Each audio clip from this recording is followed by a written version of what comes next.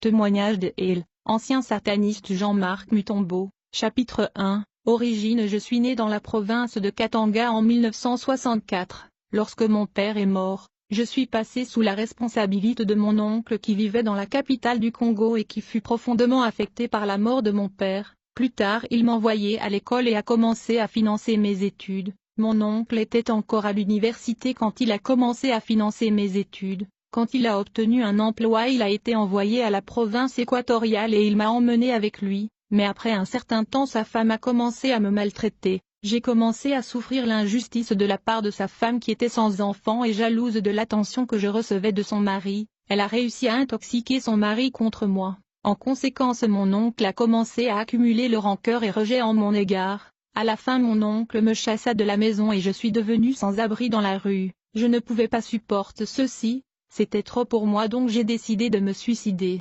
C'était quand j'étais sur le point de le faire qu'un ami de mon oncle m'a surpris. Je lui ai expliqué que j'ai été chassé de la maison par mon oncle et sa femme. Il me dit que cela n'est pas la solution. Puis il dit qu'il y a des gens qui contrôlent et dominent ce monde. Puis il me ramena à la maison. Lorsque nous sommes arrivés à la maison, cet homme a dominé mon oncle et sa femme. Ils ont fait tout ce qu'il leur disait. En fait, cet homme était un occultiste. Il avait un pentacle de domination à travers lequel il dominait les gens et forçait sa volonté sur les autres. J'ai été tellement impressionné par la façon dont il a dominé mon oncle que je voulais être en mesure de dominer des gens comme lui. Plus tard, il m'a emmené vers son maître qui m'a dit, « Le monde des esprits est une dimension ou un royaume régi par des lois et des codes, et les mauvais esprits aiment des choses comme le parfum, l'encens et les bougies. Tu dois les trouver afin qu'on puisse faire un pentacle de domination pour toi. » Plus tard j'ai apporté des objets demandés. Ce maître mystique m'a dit de me préparer à rencontrer les grandes dames de la mer, les sirènes. C'était trop pour moi, donc je me suis plaint auprès de ce mystique.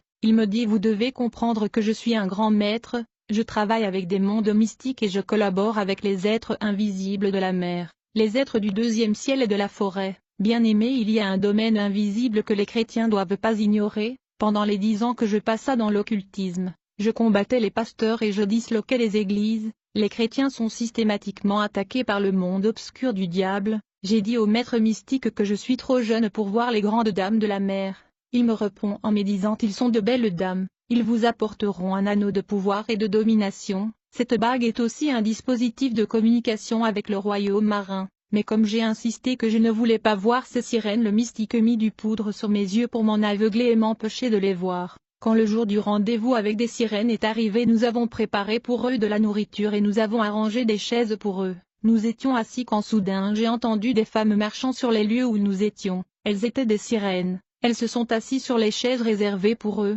Elles ont mangé la nourriture préparée pour eux. Je pouvais les entendre mais je ne pouvais pas les voir. Après avoir mangé, ils ont jeté en ordre pour déterminer qui sera ma femme. Puis après, l'un d'eux m'a rejoint dans le lit. J'ai eu peur et j'ai eu la chair de poule. Mais elle se rapprochait de moi dans ce lit. Je me suis donc levé. Quand je me suis levé du lit, la sirène s'est fâchée parce qu'elle a réalisé que je l'évitais. Elle a demandé au mystique: pourquoi cet homme m'évite? Écoute, je suis jolie et je peux pas accepter ceci, donc je m'en vais. Car cet homme se comporte comme si nous n'étions pas assez jolis pour lui, donc nous nous en allons. Mais au lieu de le tuer, nous le laisserons vivre, mais nous ne lui donnerons pas ce que nous lui avons apporté. Alors j'ai entendu le claquement de la porte. C'était le départ de ces sirènes de l'eau. J'étais émotionnel parce que quand vous invitez les sirènes de l'eau et vous vous comportez comme ça, vous mourrez ou vous devenez fou. Il y a des lois dures et rigides régissant le royaume des ténèbres. Le mystique qui a appelé les sirènes n'était pas content. Il a dit que ce sont des esprits supérieurs qui sont venus pour vous aider. Mais regardez comment vous les avez traités. Ils auraient pu vous tuer. Plus tard, le mystique a décrit le pentacle de la domination sur un parchemin. C'était un cercle avec une croix à l'intérieur, et 4 lettres autour de la croix. Ces 4 lettres sont les abréviations du nom de 4 démons de domination. Ces 4 démons sont de la classe de domination. Le parchemin est une feuille rare utilisée en occultisme pour écrire la prière magique et le talisman. Le mystique me dit: pour dominer les gens, vous devrez introduire votre main dans votre poche et tenir le parchemin, afin que la personne à qui vous vous adressez soit dominée. Il vous suffit de le regarder dans ses yeux. Puis le mystique m'a dit que vous pouvez commencer déjà à dominer à l'école, à la maison et dans le quartier. Vous pouvez faire ce que vous voulez parce que vous pouvez dominer tout le monde. Dès ce moment, j'ai commencé à imposer ma volonté sur les gens que j'ai dominés. Les gens qui m'ont traité injustement, j'impose aussi ma volonté à l'école. Dieu a créé Adam pour dominer la création, mais Lucifer a ordonné à ses disciples de dominer les autres humains, et la domination est le style de vie dans l'occultisme. Je fus à la maison et à l'école en raison de cette puissance de domination. J'avais la main dans ma poche en tout temps afin de dominer. Après quelque temps ma puissance de domination m'a corrompu, parce que j'ai commencé à dormir avec les femmes, même les femmes qui étaient plus âgées que moi, et pendant 3 ans, j'ai exercé la domination sur les hommes et femmes, mais au cours de ces 3 ans, j'ai souffert de migraines, et quand j'ai rencontré le mystique pour chercher une solution, il me demanda de lui acheter un encens pour le rituel. Il y a plusieurs types d'encens, il y a encens pontifical, l'encens pour exorcisme et il y a l'encens de Jérusalem. Plus tard on a acheté de l'encens et on a fait des rituels mais ça n'a pas marché. Alors le mystique m'a donné une formule de prière magique écrite sur parchemin, je devais écrire une croix sur ce parchemin avec mon sang, mais ça ne fonctionnait toujours pas. Puis il m'a donné la prière magique de Saint Charlemagne, il m'a donné la prière de Nevana, puis la prière magique de Saint Antoine de Padua, puis la prière magique de Saint Michel et Saint Christophée, mais toutes ces prières magiques ne fonctionnaient pas. Si vous êtes un membre de l'Église catholique vous pouvez reconnaître ces prières. Mon maître a été initié dans l'occultisme par un prêtre catholique romain, dans la ville de Kisangani, il combinait la magie catholique romaine avec d'autres formes de magie. Plus tard mon maître m'a envoyé à l'Église catholique pour trouver un moyen d'obtenir un encens pontifical et celui pour exorcisme et des bougies. Ceux-ci ne pouvaient être trouvés que chez les catholiques, mais quand j'arrive à l'Église catholique le prêtre me demanda de devenir un acolyte et de travailler dans la sacristie. Plus tard j'ai obtenu les bougies et l'encens J, et les donne au maître mystique mais le mystique n'a pas réussi à me guérir. Là à l'Église catholique tout le monde m'a aimé parce que j'ai appliqué mon pouvoir de domination. Donc j'ai décidé de rester dans le catholicisme pour devenir acolyte dans cette paroisse. Chapitre 2, le royaume du cimetière et le monde des morts. Alors le prêtre catholique le père Cory Becker offrit de m'initier dans l'occultisme. Il me dit je veux vous montrer le mystère et les réalités de cet univers. Puis il me dit je sais que vous êtes un orphelin bien que je ne lui ai jamais révélé cette information. Quelques jours plus tard, c'était après une messe de soir, nous sommes allés ensemble au marché acheter des vêtements et de la nourriture avec le prêtre. Je pensais que c'était pour la charité et les pauvres, mais ce n'était pas le cas. Nous avons chargé la voiture et nous avons commencé à conduire dans la ville. J'ai remarqué que nous étions en train de quitter la ville et nous nous dirigeons vers le cimetière bien qu'il faisait déjà nuit. Et quand nous sommes arrivés au cimetière, le prêtre a dessiné un pentacle sur le sol. Je veux dire il a dessiné un cercle et une croix à l'intérieur du cercle. Alors le prêtre m'a ordonné de descendre de la voiture et de se tenir au centre du cercle. Il m'a dit de rester dans le cercle parce que c'était la seule protection contre le danger. Puis le prêtre m'a demandé de me retourner et de lui donner mon dos, ce que j'ai fait. Puis il a pénétré profondément dans le cimetière et il a prononcé des paroles d'incantation et des prières magiques. Et après avoir fait une prière en latin, il me demanda de me retourner et d'observer le cimetière. Quand je me suis retourné je n'ai plus vu le cimetière, mais j'y ai vu véritablement une ville métropolitaine et cosmopolite. J'ai vu des gens et des maisons dans cette ville urbaine. Des tombeaux et des cercueils sont devenus des maisons. Je me tenais toujours dans ce cercle qui devait me protéger et ouvrir les yeux pour voir le royaume spirituel dans le cimetière.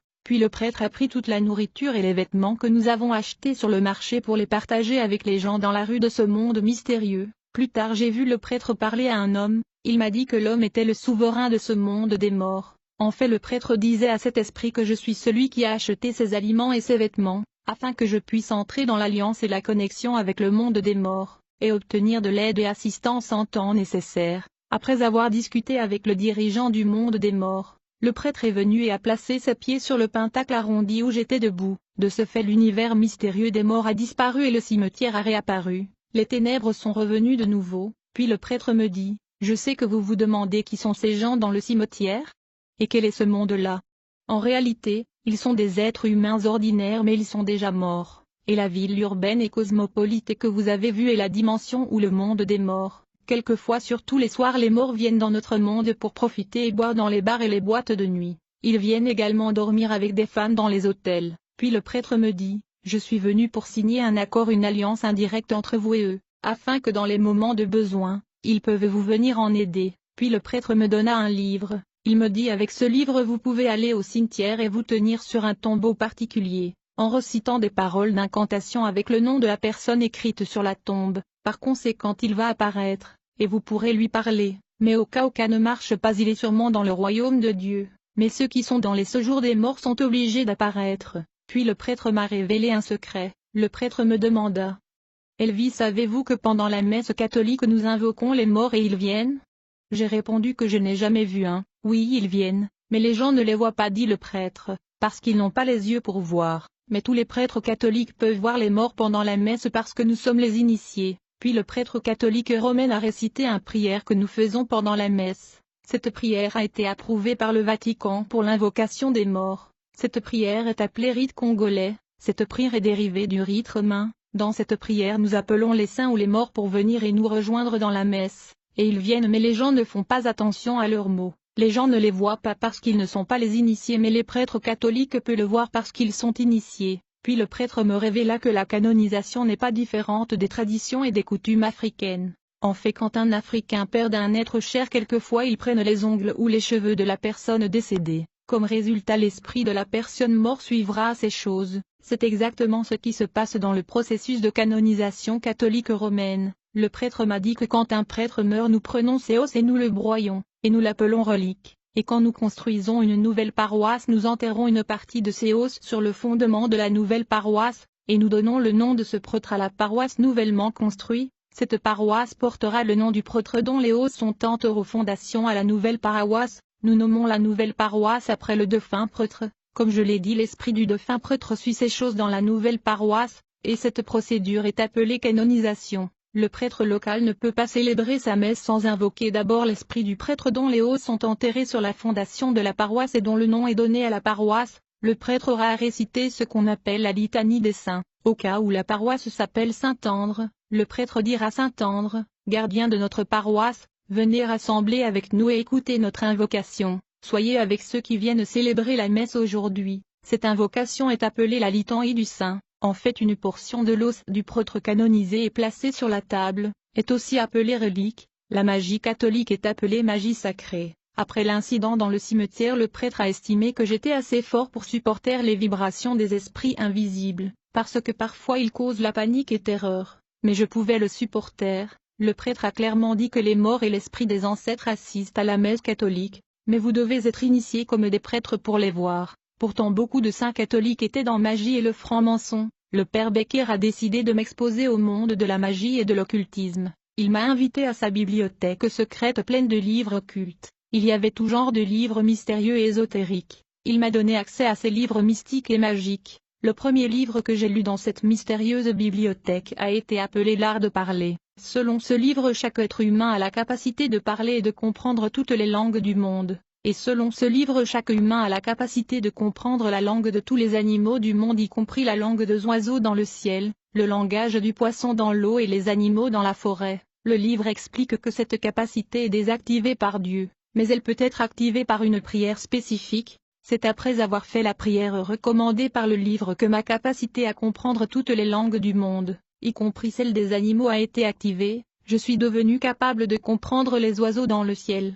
les poissons sous l'eau, et les animaux se déplaçant à la surface. Une prière magique suffit à activer cette capacité. Je me souviens que j'allais visiter le prêtre quand j'ai entendu un oiseau sur l'arbre signalant à un autre oiseau d'être prudent de ma présence. Quand j'ai entendu des oiseaux parler, j'ai été stupéfait et émerveillé. Plus tard, j'ai vu un groupe de fourmis chantant et ils se motivaient à travailler. Cette capacité à comprendre le langage des animaux était devenue une distraction. J'ai demandé au prêtre de m'aider à désactiver cette faculté. Le prêtre a rigolé et m'a indiqué la prière à la fin du livre pour désactiver cette faculté. Après avoir fait cette prière, je ne pouvais plus comprendre les langues des animaux. Depuis ce jour, je suis devenu plus proche de ce prêtre belge. Plus tard, il m'a donné un deuxième livre appelé l'Invocation des morts. Le livre contient prières magiques. Le prêtre me dit que vous pouvez aller au cimetière et se tenir sur une tombe ou un cercueil précis et invoquer l'esprit de la personne enterrée dans cette tombe. Il apparaîtra s'il n'est pas dans le royaume de Dieu. Par conséquent, j'ai commencé à invoquer les esprits des morts et les mettre sous mon service. J'utilisais l'esprit d'un mort pour m'aider dans la pratique magique pour le spectacle que je faisais dans le cirque. L'esprit de cet homme mort est donc devenu mon esprit servant, mon serviteur. Pour faire apparaître des choses en public pendant un spectacle devant la foule, j'envoyais cet esprit servant pour prendre des choses partout, et après que l'article a été vu par la foule, je devais le faire disparaître. L'esprit servant devait donc retourner l'objet où il a pris. Dans le monde spirituel, le diable ne cesse de demander des sacrifices humains, puis il a besoin des esprits humains pour les utiliser comme des démons. Chapitre 3 2. Lucifer et le voyage vers le premier ciel. J'étais encore dans la bibliothèque secrète du prêtre catholique romain quand j'ai pris un autre livre appelé « Ave Lucifer ». Le livre était sur la biographie de Lucifer, le décrivant comme l'un des archanges puissants créés par Dieu ayant une beauté et une sagesse extraordinaires. Mais plus tard il est devenu orgueilleux à cause de sa beauté. La Bible dit que toute grâce excellente et tout don parfait descendent d'en haut, du Père des Lumières, chez lequel il n'y a ni changement ni ombre de variation. Bien-aimés, ce que vous êtes aujourd'hui, que ça soit pasteur, un ingénieur, ou élevé dans l'autorité ou la dignité, tout ceci est un don de Dieu. Ne suivez pas le chemin de Lucifer qui a été chassé à la suite de l'orgueil, alors essayez d'être humble. Dans ce livre intitulé Ave Lucifer, il est écrit que Lucifer est tombé sur terre avec toute sa sagesse, son intelligence et sa puissance. Ils ont donné l'illustration d'un élève intelligent qui est banni de l'école en raison de son attitude, mais en dépit du fait qu'il n'a plus accès à l'école, ce qu'il a appris précédemment dans cette école reste en lui. Lucifer a été chassé avec sa beauté, sa puissance et sa sagesse. Dans la Bible il est écrit qu'il proposait de donner à Jésus la gloire de tous les royaumes de la terre, comme il l'a fait avec beaucoup des humains qui sont dans la musique, le sport, la politique, le finance, et aux universitaires. Mais Jésus lui a opposé. Après avoir lu le livre, je me suis dit qu'il doit être possible de rencontrer Lucifer face à face. J'avais 16 ans à l'époque, je me souviens on nous a dit que Lucifer avait des cornes et la queue pendant la préparation catholique pour confirmation de ma première communion. Donc après avoir lu ce livre j'étais comme confus, puisque ce livre disait le contraire et faisait éloge à Lucifer. Donc je suis allé visiter le prêtre, je voulais savoir s'il était possible de rencontrer Lucifer face à face. Lorsque je rencontre le prêtre il me dit qu'il a été dans plusieurs rencontres et réunions avec Lucifer plusieurs fois dans le passé. Je lui dis que dans la formation pour ma première communion on m'a dit qu'il a des cornes et la queue. Mais dans ce livre ici c'est le contraire. Le prêtre m'a dit que nous ne pouvons pas prêcher dans la messe que Lucifer est bon. Mais ce livre est correct, Lucifer est bon. J'ai dit au prêtre je suis venu ici pour vous demander de m'aider à rencontrer Lucifer face à face parce que j'ai des questions à lui poser. Le prêtre me dit tu es encore un adolescent. Et puis tu ne serais pas capable de supporter ces vibrations négatives. J'ai alors demandé au prêtre quand vous rencontrez Lucifer comment est-ce que vous supportez sa vibration? J'ai dit si vous pouvez supporter sa vibration négative, moi aussi je peux supporter ses vibrations. Mais le prêtre était réticent, je devais le presser pendant plusieurs jours, et comme j'étais déterminé le prêtre a finalement accepté de faciliter cette rencontre. Puis un jour le prêtre m'a convoqué dans sa chambre, il était habillé d'un vêtement noir. Il y avait une bougie noire allumée et l'encens brûlait, puis il a commencé à faire de la prière magique pour invoquer Lucifer. Après avoir invoqué Lucifer il a terminé sa prière et m'a dit, « Vous devez être fort puisque vous avez demandé ceci ». Après un moment j'ai remarqué que la chambre du prêtre était changée, la couleur changeait sur le mur, puis en un clin d'œil j'ai remarqué l'absence du prêtre dans la chambre. Je compris que ceci devait être une expérience personnelle entre moi et Lucifer, parce que je suis celui qui a demandé à lui voir. Le prêtre m'a averti à l'avance que je dois absolument éviter la peur sinon il y aura des conséquences. Le prêtre m'a prévenu qu'il y aura des manifestations avant l'apparition de Lucifer. Il dit ce sera juste un test pour vous intimider. Après la disparition du prêtre j'ai entendu un bruit étrange. Quand j'ai vérifié sous le lit j'ai vu un lion sous le lit du prêtre. Je me suis contrôlé comme instruit par le prêtre. Puis le lion s'est approché de moi et il a commencé à locher mes pieds comme un chien. Mais comme il a remarqué que je n'avais pas peur, il est retourné pour s'asseoir autour du lit de prêtre, puis le lion a disparu, puis après j'ai entendu un sifflement. Je me suis demandé qui sifflait, je ne savais pas qu'un serpent pouvait siffler. Quand j'ai vérifié j'ai vu un serpent qui avait 6 têtes, il avait 3 têtes à une extrémité et 3 autres têtes où il était supposé avoir la queue. Le serpent s'approcha plus près de moi, j'ai écarté mes jambes pour éviter d'être avalé par ce serpent comme l'a ordonné le prêtre. Puis 3 de sa tête se sont roulés sur ma jambe gauche et les autres 3 têtes étaient roulées sur ma jambe droite. Puis ce serpent a commencé à m'intimider pour m'effrayer, j'avais peur mais je ne voulais pas crier, j'ai gardé mon sang-froid, et comme le serpent a remarqué que je n'avais pas peur il est retourné autour du lit de prêtre. Quand le serpent a disparu j'ai entendu un bruit comme un bouffée de gens dans le stade en train de célébrer un but, puis j'ai vu le prêtre reparaître, j'ai demandé au prêtre où étiez-vous?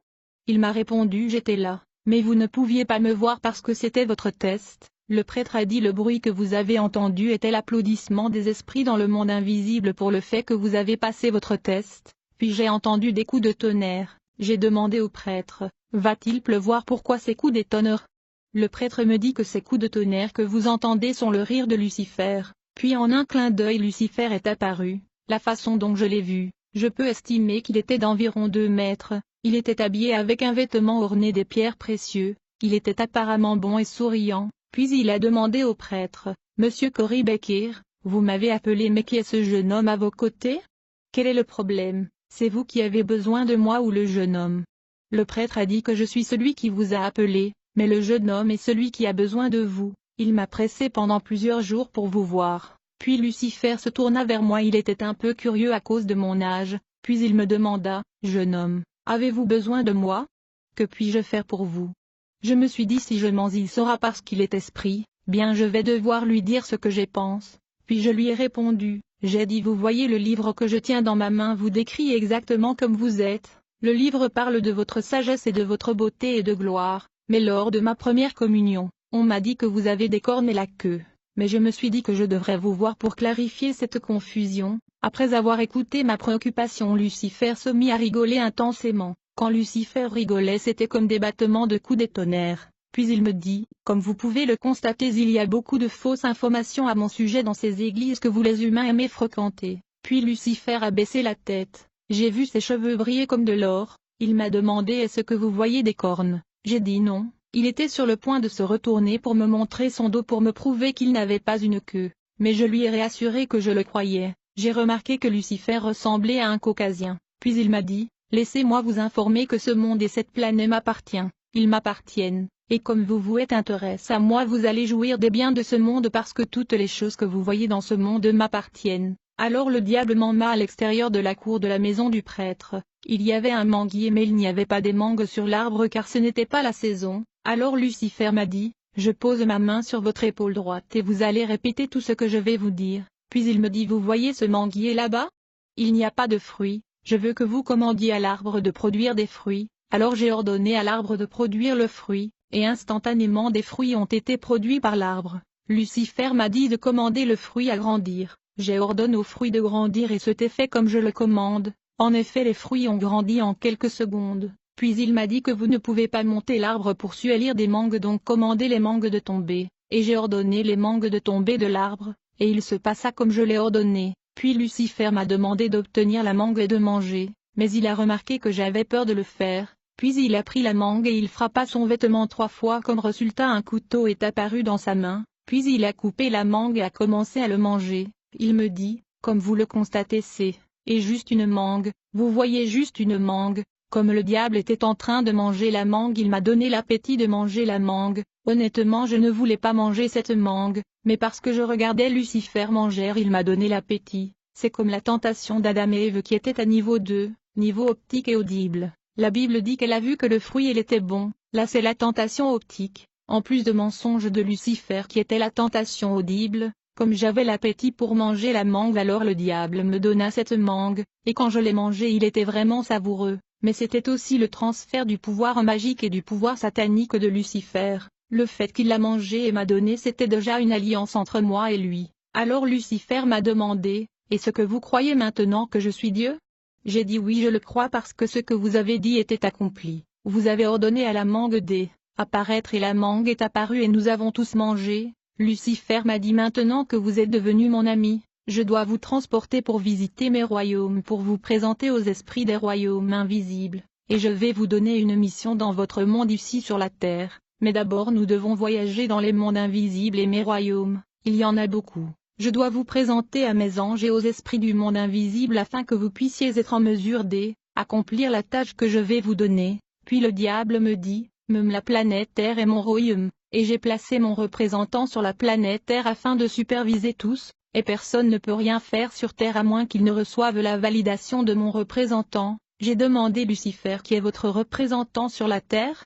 Il me dit que tout le monde le connaît et vous allez lui connaître car le monde entier lui respecte. Il est au Vatican. Lucifer se référait au pape. Puis Lucifer me dit que nous devons voyager au premier ciel de sorte que je puisse vous présenter à mon représentant. Puis après nous irons au deuxième ciel chez mon représentant la reine du ciel. Après cela nous aurons à voyager sous l'océan pour que je puisse vous présenter à la reine de côte mon représentant qui dirige le royaume sous-marin. Vous devez comprendre que même cette terre où vous vivez est influencée par la reine de côte. Alors Lucifer m'a demandé: vous savez comment utiliser l'ascenseur ou l'ascenseur droit? J'ai dit oui. Alors il a tenu ma main et il m'a demandé de fermer les yeux, puis il a posé sa main sur mon cœur et il a dit: je vous signalerai dès que nous sommes arrivés à destination et vous allez ouvrir vos yeux. Puis nous avons commencé à monter comme dans un ascenseur à grande vitesse. Après un certain temps nous sommes arrêtés, et il me signale d'ouvrir les yeux puis que nous étions arrivés à destination. Et quand j'ai ouvert les yeux je me suis vu dans un monde nouveau que je n'ai jamais vu avant. Ce royaume était le premier ciel, qui est gouverné par un représentant de Lucifer qui s'appelle la Reine du Sud. Alors Lucifer m'a dit: vous voyez le temple massif là-bas? C'est là où mon représentant qui gouverne le premier ciel a établi son trône. Elle a deux responsabilités majeures. Sa première responsabilité consiste à incarner des esprits de l'espace et des démons vivant dans ce royaume du premier ciel dans le ventre de femme sur la terre votre monde. Cette incarnation de démons dans les corps physiques est facilitée par les femmes qui recourent à l'occultisme, aux charlatans ou féticheurs afin d'obtenir des enfants. Il y a des femmes qui donnent naissance à des bébés qui sont des démons sous forme humaine. Ces démons sous formes humains sont des esprits du premier ciel envoyés et commissionnés par la Reine du Sud avec mission et affectation spécifiques et spéciales. La deuxième responsabilité de mon représentant la Reine du Sud est de provoquer la maladie sur la terre. Il y a des enfants nés avec la sorcellerie, d'autres sont nés avec certains comportements diaboliques, ce sont mes missionnaires. Je suis celui qui les envoie sur la terre. Ils viennent dans votre monde avec des missions spécifiques. Ils vont naître sur terre et après avoir accompli leur mission ils vont mourir et retourner au premier ciel où ils sont venus. Il est écrit Psaume 58 verset 4, les méchants sont séparés de l'utérus, ceux qui parlent s'égarent de la naissance. Ils ont le venin comme le venin d'un serpent, comme un cobra sourd qui s'arrête à l'oreille. Il y a des enfants nés sur la terre avec des missions, ils ont mauvaise attitude, mauvais comportement, ils viennent avec des malédictions. Ce que vous voyez ici est le pentacle de la Reine du Sud, la femme qui est la reine du premier ciel. La Bible dit que Paul a été ravi dans le troisième ciel qui est le paradis, mais, et ce qui est dans le premier et le deuxième ciel? Quand une femme visite un féticheur pour avoir un enfant, il y aurait rituel et cette main que vous voyez en position levée le mystique cherchant l'aide de la Reine du Sud, cette main qui descend vers le bas est la réponse de la Reine du Sud à un féticheur. Ce pentacle est appelé la mère de la fécondité. Ce pentacle est également utilisé par ceux qui jettent des maladies sur les gens, et le cercle que vous voyez sont représentatifs des ovaires, et la croix à l'intérieur des ovaires sont des bébés maudits qui sont des démons. Ces croix indiquent que l'enfant qui va naître sur la terre apporte la malédiction au monde, parce qu'il est maudit, il est un démon. Il y a des gens qui ont joui de la naissance de leur enfant mais ce qui suit est la misère pour eux, parce que cet enfant qui est un démon, il peut infliger à son propre corps une maladie chronique pour causer la souffrance au couple qui lui a donné naissance. Un autre enfant naîtra avec la délinquance et le désordre. Un autre enfant sera né belle, son but est de proliférer l'immoralité sexuelle en dormant avec des hommes. Ces femmes ont la domination sur les hommes et les os.